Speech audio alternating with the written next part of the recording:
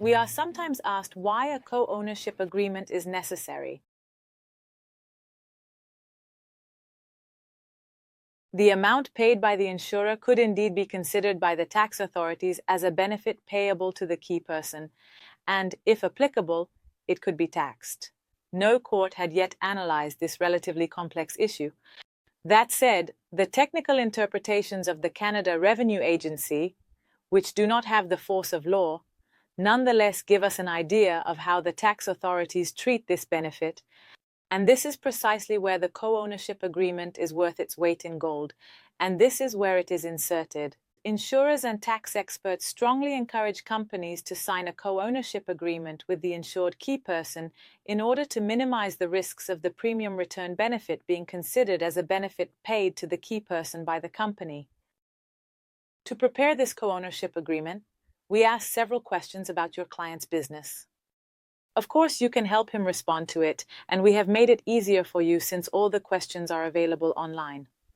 As your client's financial security advisor, you are particularly well positioned to provide the name of the insurer, the policy number, the total premium cost, the cost of the premium return rider, the amount of the critical illness benefit, and the amount of the premium return benefit payable after a defined period, for example, after 15 years.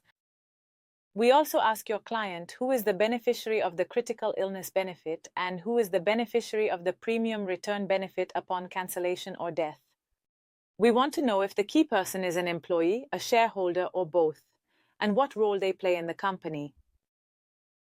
We ask for the age of the key person and the age at which they plan to leave the company, where they intend to cease being a shareholder. Questions are raised about the consequences of the departure of the key person due to illness, and your client is asked whether the company should then train and replace someone to fill this essential role, and if so, what the approximate cost would be. As you have probably answered all these questions to assess the company's needs for purchasing a critical illness insurance policy, you can help your client answer these questions. Other questions are also asked of your client to complete the co-ownership agreement, such as whether the company has another critical illness insurance policy on the key person or on another individual, whether the key person has signed a shareholder agreement, or whether the company has signed a buy-sell agreement with its co-shareholders. We ask whether the company has the obligation or the option to buy back the shares of the key person in the event of prolonged absence. The agreement mentions the cost of each coverage, the beneficiary of the critical illness benefit, and the beneficiary of the premium return rider or premium refund upon death. The agreement also specifies who is responsible for paying the total premium to the insurer, as well as the amount charged to the key person for the premium return rider. It also mentions the mechanism for controlling the payment of the premium and indicates what happens if one of the parties stops paying their premium. We naturally discuss the potential consequences of the departure of the key person in the event of disability, resignation, or retirement.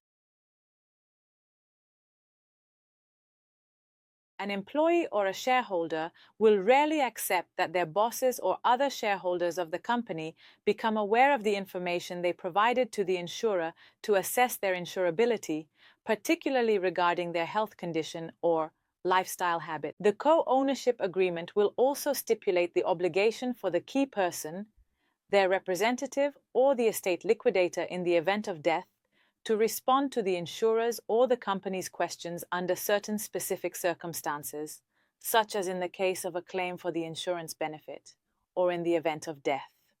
There have been situations where a key person, despite being diagnosed with one of the critical illnesses listed in the policy, refuses to submit a claim to the insurer for the critical illness benefit payable to the company in order to receive the premium return benefit themselves, or simply because they were in dispute with their co-shareholders or with their employers. Such clauses therefore help to enforce the resolution of the conflict.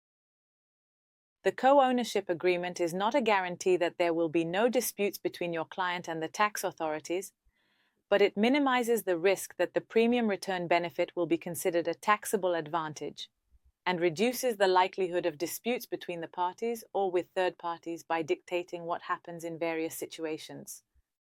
According to experts, this agreement should be drafted by a lawyer who is well versed in the field of insurance, and everyone agrees that a pre-filled template is generally not sufficient to address all the questions mentioned above and to protect your client. The money your client invests in such an agreement is as well placed as the money they could put into a shareholder agreement or a buy-sell agreement. As for you, by insisting on the signing of such an agreement drafted by a qualified legal professional, you ensure the protection of your client's interests and minimize the risks of taxation on the premium return benefit. The co-ownership agreement that we draft generally consists of 6 to 7 pages. It is also accompanied by a board resolution. We adapt and customize it for each company based on the responses received during the information gathering and according to the answers we collect from your client and from you, their financial security advisor. It is worth its weight in gold, and you should definitely recommend it to your client.